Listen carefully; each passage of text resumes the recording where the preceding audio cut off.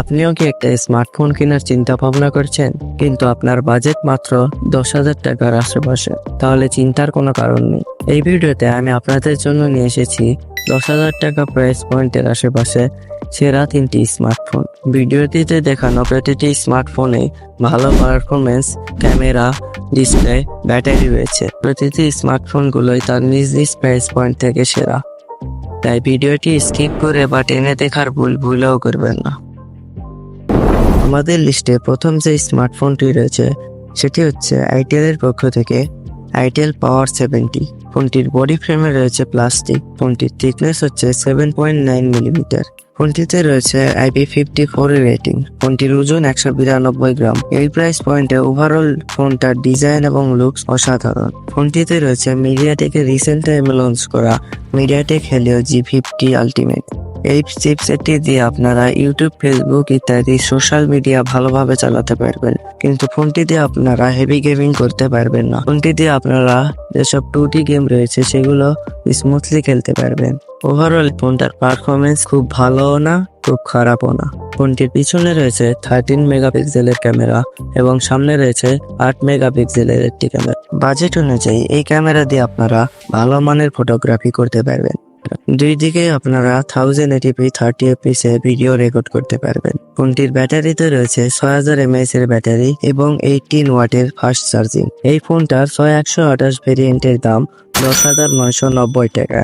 তবে আর 1000 টাকা বেশি দিয়ে আপনি যদি ফোনটা কেনেন তাহলে ফোনটার সাথে একটা কেস পেয়ে যাবেন, যেটা ব্যবহার করলে আপনার ফোনে আরো 4000 mAh এর ব্যাটারি যুক্ত হবে। আমাদের লিস্টে দ্বিতীয় যে স্মার্টফোনটি রয়েছে সেটি হচ্ছে ইনফিনিক্স স্মার্ট। ফোনটির বডি ফ্রেমে রয়েছে প্লাস্টিক এবং এর থিকনেস 8.4 মিলিমিটার। এই ফোনটিতেও রয়েছে IP54 এর রেটিং। ফোনটির ওজন 188 গ্রাম। ওভারঅল এই প্রাইস পয়েন্টে ফোনটার ডিজাইন চলার মতো। ফোনটার ডিসপ্লেতে রয়েছে 6.7 ইঞ্চের HD প্লাস রেজুলেশনের একটি IPS প্যানেল, যেখানে রয়েছে 120 Hz refresh rate with 500 nit peak brightness. অবাক করার বিষয় হচ্ছে যে এই ফোনটিতেও অলওয়েজ অন ডিসপ্লে রয়েছে। ফোনটির চিপসেটে রয়েছে মিডিয়াটেক হেলিও T81। এই চিপসেটটি দিয়ে আপনারা বিভিন্ন সোশ্যাল মিডিয়া অ্যাপ্লিকেশন খুব স্মুথলি চালাতে পারবেন। তাছাড়া ফ্রি ফায়ারের মতো গেম লো গ্রাফিক্সে ইজিলি স্মুথলি খেলতে পারবেন। ফোনটির পেছনে রয়েছে 13 মেগাপিক্সেলের ক্যামেরা এবং সামনে রয়েছে 8 মেগাপিক্সেলের ক্যামেরা।